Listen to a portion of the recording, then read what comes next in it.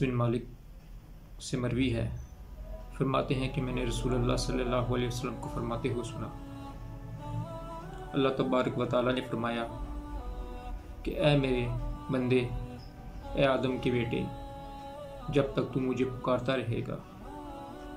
اور مجھ سے امید وابستہ رکھے گا، میں تجھے بخش دوں گا اور کوئی پرواہ نہیں کروں گا، چاہے تیرے اندر کتنے ہی قصور کیوں نہ ہو۔ اے آدم کے بیٹے، اگر تیرے گناہ آسمان کی بلندیوں کو چھو جائیں، پھر تو مجھ سے بخشش کا سوال کرے تو میں تجھے بخش دوں گا اور تیری کوئی پرواہ نہیں کروں گا۔ اے آدم کے بیٹے، اگر تو میرے پاس زمین بھرنے کے برابر گناہ لے کر آ جائے